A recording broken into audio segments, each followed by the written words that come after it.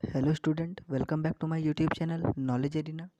यहाँ पर आपको स्टडी से रिलेटेड वीडियोस मिलते रहती हैं, तो चैनल को सब्सक्राइब करके रखें। वीडियो को लाइक कर सकते हैं और चैनल पर नए हैं तो चैनल को ज़रूर से ज़रूर सब्सक्राइब कीजिए और वीडियो अच्छा लगे तो वीडियो को शेयर भी कर सकते हैं।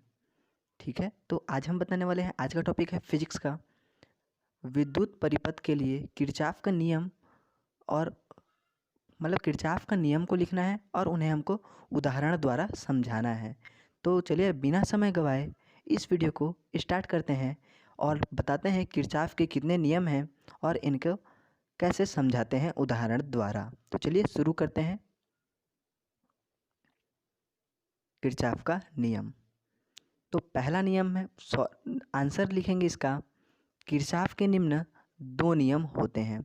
मतलब जो किरचॉफ हैं उन्होंने मुख्य तौर पर दो नियम दिए हैं। पहला नियम को कहते हैं प्रथम नियम, या इसे हम धारा का नियम भी कहते हैं। ठीक है, क्या नियम है, क्या का नियम कहते हैं, इसे धारा का नियम कहते हैं। तो चलिए देखते हैं प्रथम नियम क्या है किरचॉफ का। किसी विद्युत परिपथ में, क्या लिखा है, किसी विद्युत परिपथ में किसी संधि पर मिलने वाली सभी धाराओं का बीजगणितीय योग शून्य होता है। अर्थात, हाँ पहले समझ लीजिए ये संधि क्या होता है। संधि मतलब एक मुख्य पॉइंट होता है, ठीक है, जहाँ पर सभी धाराएं आपस में मिलती हैं, उसे हम कहते हैं संधि। ठीक है, मतलब उस संधि पर मिलने वाली सभी धाराओं का बीजगणितीय योग क्या होता है, शून्य होता है। अर्थात बीजगणितीय योग मतलब उनका सिग्मा लिखते हैं। बीजगणितीय योग हमेशा सिग्मा लिखा जाता है, सिग्मा आई बराबर 0 होता है। ठीक है, बीजगणितीय योग क्या होता है, शून्य, इसलिए हमने शून्य लिखा। किसी विद्युत परिपथ में किसी संधि पर, कोई परिपथ है और किसी संधि पर मिलने वाली सभी धाराओं का बीजगणितीय योग शून्य होता है, मतलब जो सिग्मा आई बराबर 0 होता है। और संधि की ओर आने वाली जो धाराएं होती है वह धनात्मक, और संधि से दूर जाने वाली धाराएं ऋणात्मक होती है। ठीक है, मतलब जो धाराएं संधि की ओर आ रही है उसे हम धनात्मक धाराएं कहते हैं, और जो धाराएं संधि की दूर जा रही हैं उसे हम ऋणात्मक धाराएं के नाम से जानते हैं। तो यहाँ पर मैंने एक चित्र बनाया है, और जो पॉइंट बी है उसे हम कहते हैं संधि। क्या है, जो पॉइंट बी है ना, वो है एक संधि, P बराबर संधि। ठीक है, तो यहाँ पे देखिए मैंने 6 धाराएं ली है। I1 देखिए, I1 धाराएं क्या है, संधि की ओर आ रही है, और संधि की ओर जो आती है उस धारा को हम क्या कहते हैं, धनात्मक धारा। तो क्या हो गया, I1 लिख दिया हमने। अब देखिए दूसरा धारा है कौन सी, I2। I2 जो धाराएं हैं वो भी संधि की ओर आ रही है, तो भी उसे लिख देंगे I2। तीसरी धाराएं देखते हैं, तीसरी धारा है I3, वो भी संधि की ओर आ रही है, तो उसे हम लिख देंगे धन I3।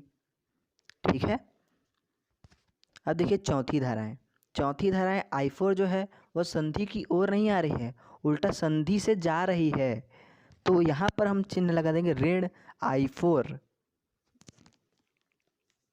अब देखिए पांचवी धारा को देख ले, वही देख लीजिए, जो संधि की ओर आती है उसे हम धनात्मक धाराएं कहते हैं, और जो संधि की दूर जाती है उसे हम ऋणात्मक धाराएं कहते हैं। तो चलिए पांचवी धाराएं कौन सी है देख ले। तो हमने I4 को तो ऋण लगा दिया, अब पांचवी धारा देखते हैं। पांचवी धाराएं भी संधि से दूर जा रही है, इसलिए हम लिख दिया -I5। छठवीं धाराएं भी सेम टू सेम दूर जा रही है, इसलिए हम इसे लिख देंगे ऋण I6 बराबर 0। ठीक है, तो यह है किरचॉफ का प्रथम नियम। किरचॉफ का प्रथम नियम यही है। ठीक है, मतलब यही आपको याद रखना है, आप इसे नोट डाउन कर सकते हैं किरचॉफ का नियम को। फिर से पढ़ देता हूँ, किसी विद्युत परिपथ में किसी संधि पर मिलने वाली सभी धाराओं का जो बीजगणितीय योग होता है वह शून्य होता है, मतलब सिग्मा आई बराबर 0 होता है। आप इतना भी जानते हैं ना, तो आप प्रथम नियम को लिख सकते हैं। ठीक है, और आप उसको अपने हिसाब से लिख सकते हैं, और ये एग्जाम्पल देना आपको ज़रूरी था, इसलिए मैं एग्जाम्पल देकर आपको समझाया। ठीक है, ये आपको याद रखना है। यह है किरचॉफ का प्रथम नियम, या इसे हम धारा का नियम से भी जानते हैं, क्योंकि इसमें सिर्फ धाराओं का ही यूज़ हो रहा है, इसलिए हम इसे धाराओं का यूज़ कहते हैं। चलिए अब बताते हैं किरचॉफ का द्वितीय नियम क्या होता है। ठीक है, पहले से जान लेते हैं इस किरचॉफ के नियम को और किन किन नामों से जाना जाता है। तो किरचॉफ का द्वितीय नियम है, इसे हम लूप का नियम भी कहते हैं।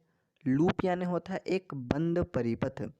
ठीक है, लूप यानी क्या होता है, एक बंद परिपथ। और इस नियम को हम द्वितीय नियम कहते हैं, या लूप का नियम कहते हैं, या विभव का नियम भी कहते हैं। ठीक है, तो ये है, चलिए किरचॉफ का द्वितीय नियम को हम आपको बताते हैं। इस नियमानुसार क्या लिखा है, इस नियमानुसार किसी बंद परिपथ, और बंद परिपथ को क्या कहते हैं, लूप। इस नियमानुसार किसी बंद परिपथ लूप के विभिन्न प्रतिरोधों, ठीक है, एक बंद परिपथ है, उसके विभिन्न प्रतिरोध एवं उसमें बहने वाली संगत धाराओं के गुणनफल, मतलब प्रतिरोध और उसके संगत बहने वाली धाराओं का गुणनफल का, फिर से पढ़ते हैं, बंद परिपथ के विभिन्न प्रतिरोध और उस पे बहने वाली संगत धाराओं के गुणनफल का बीजगणितीय योगफल। ठीक है, इतना समझ आ गया होगा। धाराएं और प्रतिरोध का दोनों का गुणनफल तथा उनका बीजगणितीय योग, बीजगणितीय योग मतलब सिग्मा, है ना। चलिए आगे देखते हैं। हाँ, ये आपको समझ आ गया होगा, संगत धाराओं का गुण, प्रतिरोध और जो धारा आई है उन दोनों का गुणनफल का बीजगणितीय योग उस बंद परिपथ के उपस्थित विद्युत वाहक बल के बीजगणितीय योग के बराबर होता है। मतलब जो R और I का जो बीजगणितीय योग होता है ना, वह उसी बंद परिपथ के विद्युत वाहक बल के बीजगणितीय योग के बराबर होता है। तो ये विद्युत वाहक बल क्या होता है, ये विद्युत वाहक बल एक प्रकार का बल है जिसका उपयोग जो है बड़े बड़े जनरेटर्स, सेल और बैटरी, डायनामो आदि के लिए इसका किया जाता है। ठीक है, एक बार और पढ़ के आप इसे समझ सकते हैं। ठीक है, आप इससे नोट डाउन भी कर सकते हैं, आपको इजी होगी, है ना। मैं जितना आपको लिखा रहा हूँ आपको उतने ही आपके बोर्ड एग्ज़ाम में लिखने हैं। ठीक है, मतलब ये जो नियम है अर्थात क्या हो जाएगा, अर्थात सिग्मा RI बराबर ई यानी विद्युत वाहक बल, R मतलब प्रतिरोध और I मतलब धारा। आपको ये जो सूत्र है ना ये भी याद रहेगा, तो आप जो ऊपर के जो शब्द के डेफिनेशन है उसे आप बना सकते हैं। जो सिग्मा का मतलब होता है बीजगणितीय योग और R मतलब प्रतिरोध। और एक चीज़ यहाँ ध्यान दीजिए, जो द्वितीय नियम है वह केवल बंद परिपथ में ही होता है। ठीक है, ऐसे खुले परिपथ में कभी भी किरचॉफ का द्वितीय नियम नहीं लगता है। ठीक है, चलिए एक बंद परिपथ आपको बता देते हैं। मैं बंद परिपथ कह रहा हूँ, यह होता क्या है। तो देखिए ये एक बंद परिपथ है जिसमें प्रतिरोध है और उसमें धारा प्रवाहित हो रही है। ठीक है, इसे कहते हैं हम एक बंद परिपथ। और ये जो तीर का चिन्ह है वह धारा को प्रदर्शित करता है। ठीक है, और वह R, इसे हम I कहते हैं। हाँ, ये देखिए ये धारा केवल एक ही दिशा में नहीं बह सकती, वह उसके विपरीत दिशा में भी बह सकती है। ठीक है, ये हो गया एक बंद परिपथ। इसमें एक विद्युत वाहक बल भी होता है, पर यहाँ पर मैंने ज़रूरत नहीं समझा इसलिए विद्युत वाहक बल को नहीं बताया है। तो ये आप इसे नोट डाउन कर लीजिए एक बार, किरचॉफ का द्वितीय नियम को। फिर उसके बाद हम आपको बताएंगे इसको एग्जाम्पल की सहायता से कैसे समझें। ठीक है, चलिए इसे आप नोट डाउन कर लीजिए। ठीक है, चलिए यहाँ पर एक बंद परिपथ मैंने बताया है ना। एक बंद परिपथ एक नहीं है, यहाँ पर देखिए दो बंद परिपथ हैं। एक है ABCDA और दूसरा बंद परिपथ है CDEFC। यहाँ पर मैंने दो बंद परिपथ बनाए हैं, ये रहा दो।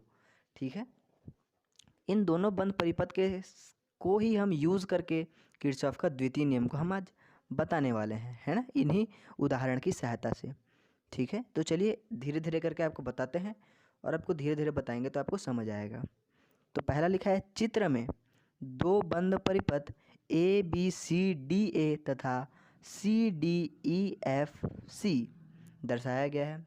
जो लिखा है मैंने आपको पहले ही बता दिया है ना, ये दो बंद परिपथ हैं। तो हम जो पहला ऊपर वाला जो बंद परिपथ है, बंद परिपथ A B C D A में किरचॉफ का द्वितीय नियम से, मतलब जो पहला बंद परिपथ है उसमें हम किरचॉफ का द्वितीय नियम लगाएंगे। तो किरचॉफ का द्वितीय नियम क्या है? किरचॉफ का द्वितीय नियम है, बंद परिपथ में जितनी भी धाराएं हैं और उनके प्रतिरोध का गुणनफल होता है वो किसके बराबर होता है? विद्युत वाहक बल के बराबर होता है। तो देखते हैं कितने परिपथ मतलब कितने प्रतिरोध हैं। तो देखिए पहला प्रतिरोध R1 है ना, और R1 की संगत धाराएं क्या है, मतलब R1 से कौन सी धाराएं निकल रही है। तो R1 से देखें तो हमारे पास एक धाराएं निकल रही है R1 धन R2, सॉरी I1 धन I2 है ना।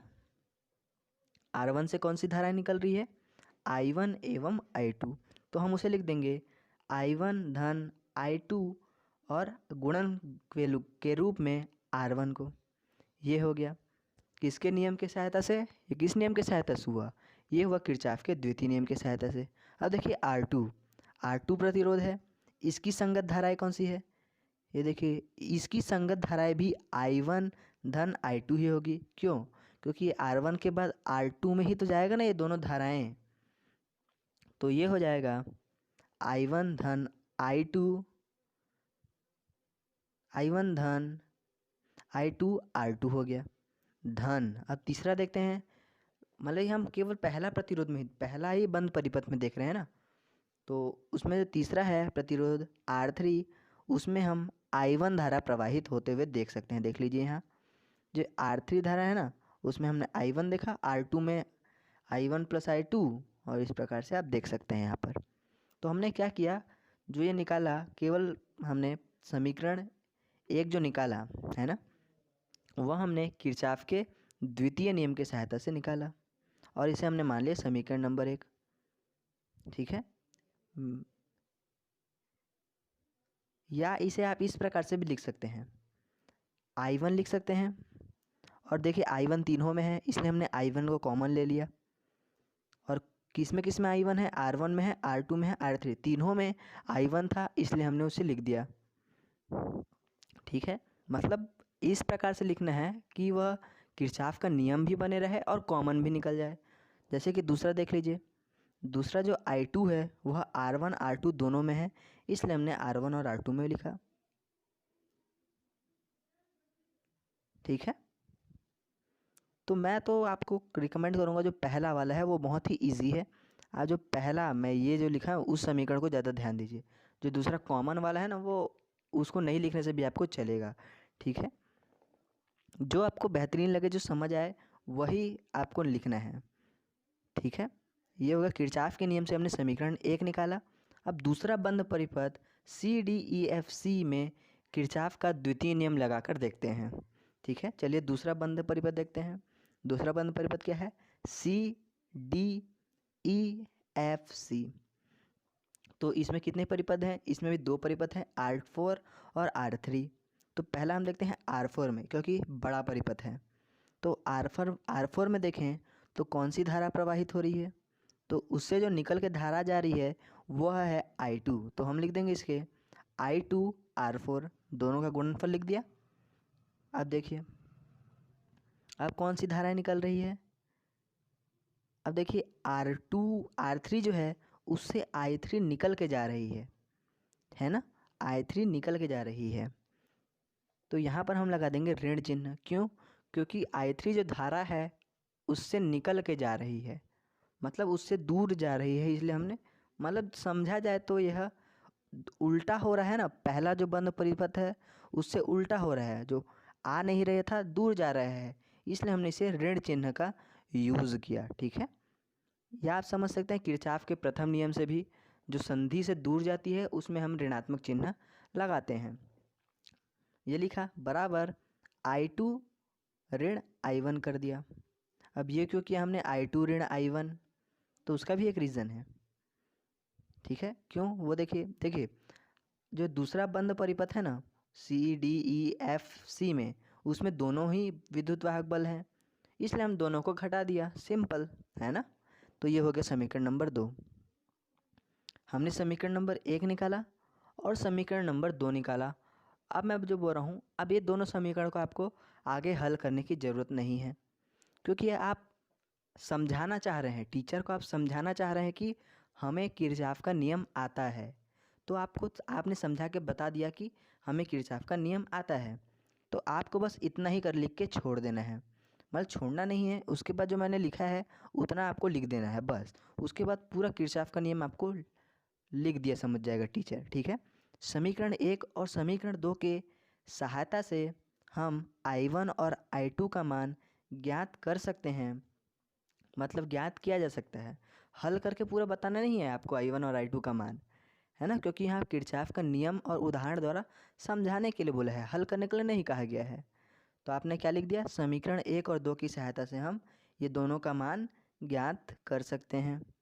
और जो यह नियम है वह ऊर्जा संरक्षण के अनुकूल है, ठीक है।